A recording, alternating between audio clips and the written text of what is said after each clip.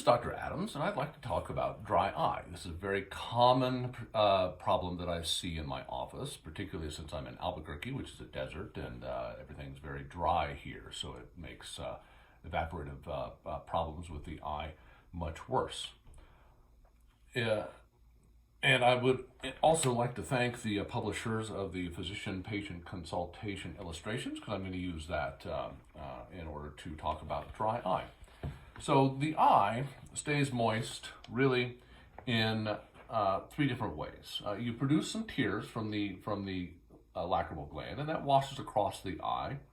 And as the eye blinks, it pumps the tears towards these little drain holes called puncta, and those drain ultimately into the nose. So the tears, of course, are mostly water. They're actually a very complex fluid, but they're mostly water. And water, of course, evaporates very rapidly. So in drier climates, the evaporation occurs much more rapidly. So the tears, they have to be stabilized, and they're stabilized in several different ways. So there are these large oil-producing glands on each lid. There's about an average of roughly 35 on each lid. There's actually more on the upper lid than the lower lid. There's closer to 50 on the upper lid. We don't really need to worry about the numbers of the glands, but these large oil-producing glands produce oil that helps coat the surface of the eye and stabilize the tear film. Also, there's mucus is produced by cells that line the mucous membrane called goblet cells, and those produce mucus that helps mix with the oil and coat the surface of the eye to prevent the tears from drying rapidly. So the goals of treatment are to replace the tears, preferably with non-preserved artificial tears.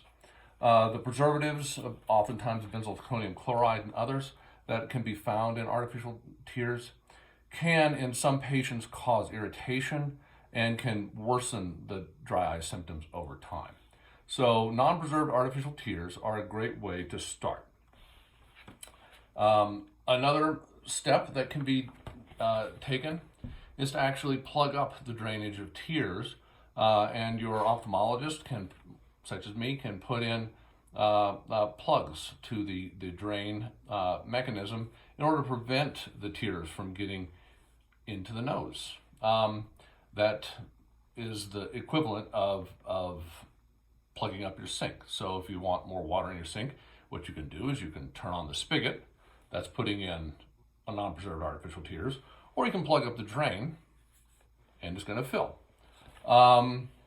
And so those are the first two simple things you can do at home. To maximize the amount of oils that are produced by these glands along the lid margin, you can keep the lids clean. And one of the best ways to clean the lids is to use baby shampoo a couple times a day. It's a very inexpensive way to remove dirt and bacteria that can clog up these oil-producing glands. There are, of course, lid wipes, particularly lid wipes that have tea tree oils in them that you can use. The tea tree oils are bacteriostatic, so they'll reduce the amount of bacteria that can irritate these glands on the lid margin. So cleaning the lid several times a day will help with the health of the oil glands. Warm compresses. One of my favorite warm compresses is just an old sock with dry rice in it that you heat up in the microwave. You want to get the lid fairly warm, between, say, 105 degrees Fahrenheit and 110 degrees Fahrenheit. And you should keep it there for several minutes, say 5 to 7 minutes. And that will help warm the oils that are produced by these glands. And if you combine that with massaging along the lid margin, that will express some of the oils from these glands. It will help keep the oil-producing glands healthy, and that will help also with some of the dry eye symptoms. Other things that can be done, there's medicines that we can use that help with the cells that produce mucus in particular recover. There are medicines that you've probably seen advertised on television, like Restasis and Exidra. Those are anti-metabolite medicines that reduce inflammation and allow those cells to recover and produce more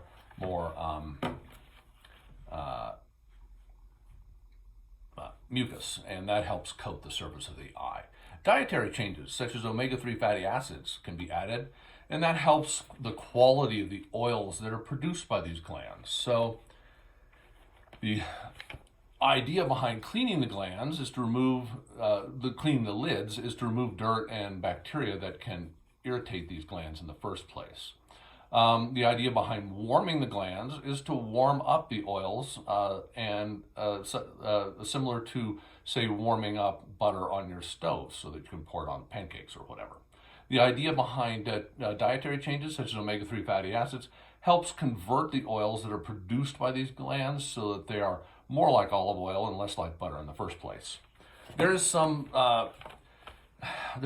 controversy in the literature about the value of omega-3s specifically, and that comes from a study where they used a control variable that was olive oil pills.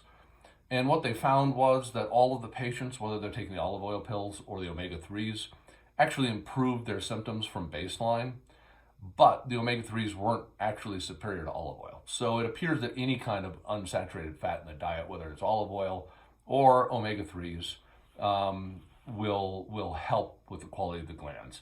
Omega-3 fatty acids, of course, have other benefits for cardiovascular health, brain development in children, and so there's really very little downside to using omega-3s. Other things that can be done other than the at-home things, which we've already listed, those include the artificial tears, lid hygiene, warm compresses, and the omega-3s in the diet. We mentioned the anti-inflammatory medicines, or scratch that, actually the anti-metabolite medicines, the Restasis and Exidra. And then there are also amniotic membranes that can be placed on the eye. And there's a number of different brands of these. There's dried amniotic membranes, and there's preserved wet amniotic membranes. Those are basically pieces of placenta that we put in the eye, and they actually help the surface of the cornea heal. So that's something, of course, that only your ophthalmologist, or in some states optometrists, can perform in order to help with the surface of the eye. And oftentimes that can be an extremely effective modality that can give people 3 to 6 months of relief from dry eye as well. There are other interventions that can be done in your ophthalmologist's office as well, that are beyond the scope of a general discussion about dry eye. So I hope that helps with your understanding of dry eye and gives you some useful tools to use to help minimize some of your symptoms. Have a wonderful day. Bye.